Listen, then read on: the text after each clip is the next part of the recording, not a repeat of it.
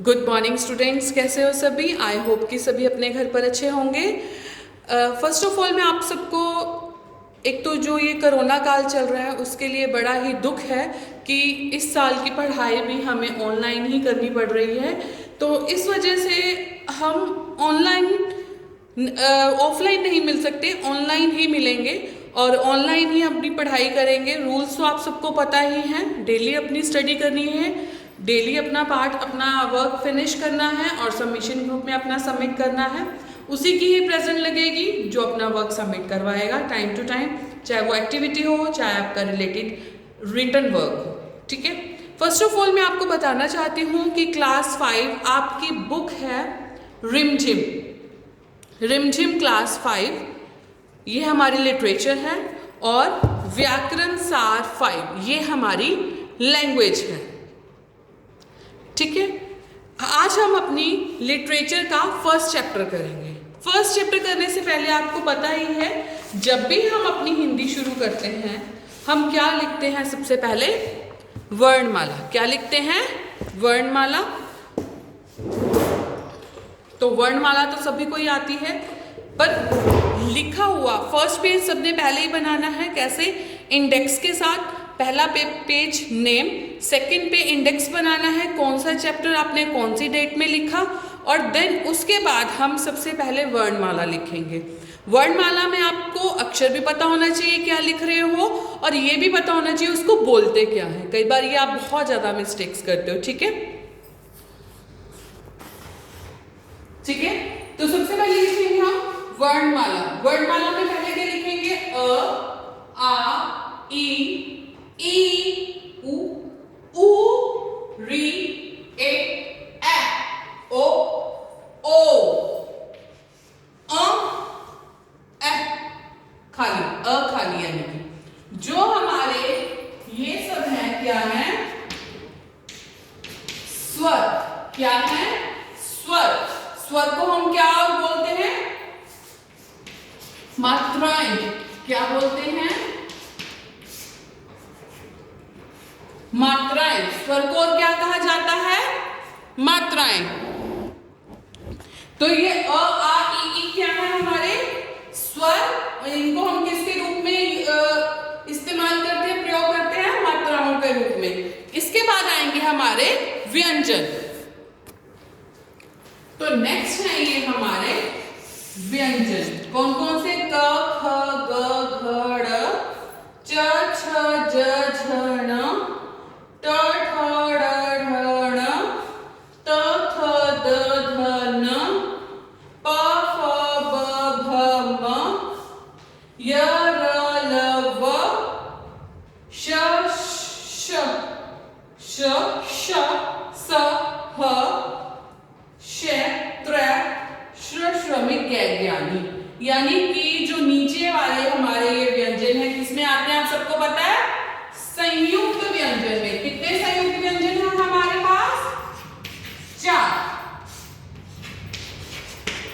4 संयुक्त व्यंजन हैं। और संयुक्त व्यंजन किसे कहा जाता है? जो दो व्यंजनों के जोड़ से बनता है उसे हम क्या कहते हैं? संयुक्त व्यंजन। ठीक है, तो सबसे पहले हिंदी का यही है कि आपको वर्णमाला आनी चाहिए, वर्णों को किस तरीके से बोलना है, वर्ण के किसको क्या कहा जाता है। वर्ण के दो भेद हैं, स्वर और व्यंजन। जो स्वर है वो मात्राओं के रूप में भी प्रयोग होते हैं और यही मात्राएं व्यंजनों के साथ मिलके क्या बनते हैं? शब्द, और शब्दों से वाक्य बनते हैं। ये हमारे व्याकरण में भी प्रयोग होगा और लिटरेचर में भी। आप सबसे पहले अपनी नोटबुक की उत्तर पुस्तिका के पहले पेज पे वर्णमाला लिखोगे। आपको पता होना चाहिए किसे स्वर कहते हैं, किसे व्यंजन कहते हैं, कौन से हमारे संयुक्त व्यंजन हैं।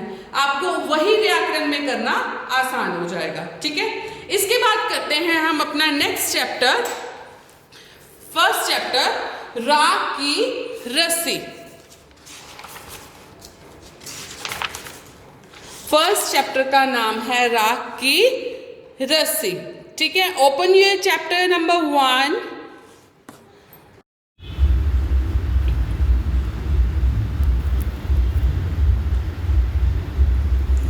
Good morning students. तो ये है हमारा चैप्टर नंबर 1, राख की रस्सी। चैप्टर के नेम से आपको क्या लग रहा है कि कोई रस्सी है जो कि जल चुकी है, उसकी राख बन चुकी है, कुछ ऐसा ही लग रहा है, लेकिन ऐसा नहीं है। ये चैप्टर है, ये पार्ट एक लड़के के ऊपर आधारित है जो बहुत ही शरीफ और सीधा इंसान है। और इस पार्ट में एक लड़की है जो बेहद ही तेज, उसको हम चालाक नहीं कह सकते, क्यों? क्योंकि उसकी ज़िंदगी में आने वाली जो प्रॉब्लम्स हैं उनसे वो सामना करती है समझदारी से, डर के नहीं, समझदारी से। तो आइए पढ़ते हैं हम इस चैप्टर को। लोनपोगार तिब्बत के 32वें राजा सोनगवसेन गापो के मंत्री थे। लोनपोगार तिब्बत के 32वें राजा सोनगवसेन गापो के मंत्री थे। वे अपनी चालाकी और हाजिर जवाबी के लिए दूर दूर तक मशहूर थे। कोई उनके सामने टिकता ना था। चैन से जिंदगी चल रही थी, मगर जब से उनका बेटा बड़ा हुआ उनके लिए चिंता का विषय बन गया। कारण यह था कि वे बहुत भोला था, होशियारी उसे छूकर भी नहीं गई थी। लोनपोगार ने सोचा, मेरा बेटा बहुत सीधा साधा है, मेरे बाद इसका कैसे काम चलेगा।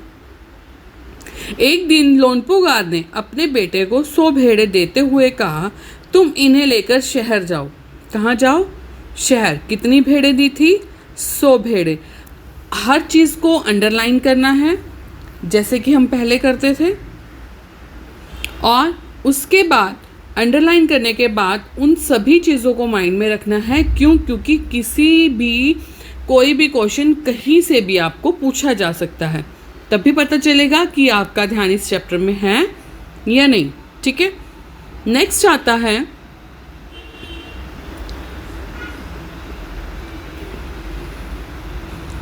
एक दिन लोनपोगार ने अपने बेटे को 100 भेड़ें देते हुए कहा, तुम इन्हें लेकर शहर जाओ, मगर इन्हें ना तो मारना है और ना ही बेचना है। इन्हें वापस लाना 100 जौ के बोरों के साथ, यानी कि 100 ली हैं तो 100 जौ बोरों के साथ, यानी कि जितना लेके जा रहे हो उतना ही तुमने वापस भेजना है, मुझे वापस देना है। ठीक है, मैं तुम्हें घर में नहीं घुसने दूंगा। इसके बाद उन्होंने बेटे को शहर की तरफ रवाना किया। लोनपोगार का बेटा शहर पहुंच गया, मगर इतने बोरे जो खरीदने के लिए उसके पास रुपए भी कहाँ थे।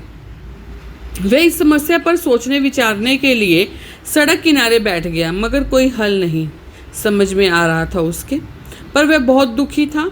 तभी एक लड़की उसके सामने आ जाती है और कहती है, क्या बात है, तुम इतने दुखी क्यों हो? लोनपोगार के बेटे ने अपना हाल कह सुनाया। इसमें इतना दुखी होने वाली कौन सी बात है, मैं इसका हल निकाल देती हूँ। इतना कहकर लड़की ने भेड़ों के बाल उतारे और उन्हें बाजार में बेच दिया। जो रुपए मिले उनमें से 100 बोरे खरीद कर घर वापस भेज दिया, यानी कि 100 भेड़ें भी और उससे 100 बोरे भी खरीदने थे, और भेड़ों से ना तो कोई चीज़ कम होनी थी ना ही बढ़नी थी। लोनपोगार के बेटे को लगा कि उसके पिता बहुत खुश होंगे, मगर उसकी आप बीती पर उन्होंने ध्यान नहीं दिया। वह उठकर कमरे से बाहर चले गए। दूसरे दिन उन्होंने अपने बेटे को बुलाकर कहा, पिछली बार भेड़ों के बाल उतारकर बेचना मुझे ज़रा भी पसंद नहीं आया। अब तुम दोबारा इन्हीं भेड़ों को लेकर जाओ, उनके साथ जौ के 100 बोरे लेकर ही लौटना। एक बार फिर निराश लोनपोगार का बेटा शहर में उसी जगह जा बैठा। ना जाने उसे यकीन था कि वो लड़की उसकी मदद के लिए ज़रूर आएगी, और हुआ भी ऐसा। वह लड़की आई, उसने अपने मुश्किल कह सुनाई। अब जो बिना 100 बोरों के मेरे पिता मुझे घर में नहीं घुसने देंगे। लड़की सोचकर बोली, एक तरीका है। उसने भेड़ों के सींग काट दिए, उन्हें बेचकर जो रुपए मिले उसने 100 बोरे जौ के खरीदे। बोरे लोनपोगार के बेटे को सौंपकर लड़की ने उसे घर भेज दिया। भेड़े और जौ के बोरे पिता के हवाले करते हुए लोनपोगार का बेटा खुश था। उसने विजयी भाव से सारी कथा कह सुनाई। सुनकर लोनपोगार बोले, उस लड़की से कहो कि हमें 9 हाथ लंबी राख की रस्सी बना कर दे। उनके बेटे ने लड़की के पास जाकर पिता का संदेश दोहराया। लड़की ने एक शर्त रखी, मैं रस्सी तो बना दूंगी मगर तुम्हारे पिता को वह गले में पहननी होगी। लोनपोगार ने यह सोचा ऐसी रस्सी बनाना असंभव है, इसीलिए लड़की की शर्त मंजूर कर ली। अगले दिन लड़की ने 9 हाथ लंबी राख ली, उसे पत्थर से सिल पर रखा और जला दिया। रस्सी जल गई मगर रस्सी के आकार की राख बच गई। उसे वह सिल समेत लोनपोगार के पास ले आई और उसे पहनने के लिए कहा। लोनपोगार रस्सी देखकर चकित रह गए। वे जानते थे कि राख की रस्सी को गले में पहनना तो दूर, उठाना भी मुश्किल है। हाथ लगाते ही वे टूट जाएगी। लड़की की समझदारी के सामने उसकी अपनी चालाकी धरी की धरी रह गई। बिना वक्त गवाए लोनपोगार ने अपने बेटे की शादी का प्रस्ताव लड़की के सामने रख दिया और धूमधाम से उन दोनों की शादी हो गई। ठीक है, चैप्टर सभी को समझ आया बेटा? क्या है चैप्टर का नाम? राख की रस्सी। उस लड़की ने हर प्रश्न का जवाब कितनी समझदारी से दिया। तो इस क्वेश्चन को इस चैप्टर को हम वैसे ही करेंगे। सबसे पहले हम इसके लिखेंगे कठिन शब्द। कठिन शब्द कैसे लिखते हैं?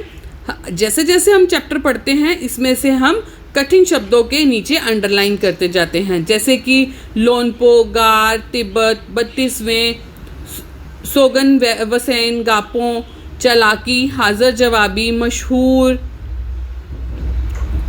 होशियारी, सीधा साधा। ऐसे अपने आप अपने इस कठिन शब्दों को, और वैसे भी हमारी ऑनलाइन क्लास होगी उसके साथ मैं आपको अपने कठिन शब्दों पर भी टिक करवा दूंगी साथ के साथ। ठीक है, पर आप खुद भी उसे फाइंड करने की कोशिश करना।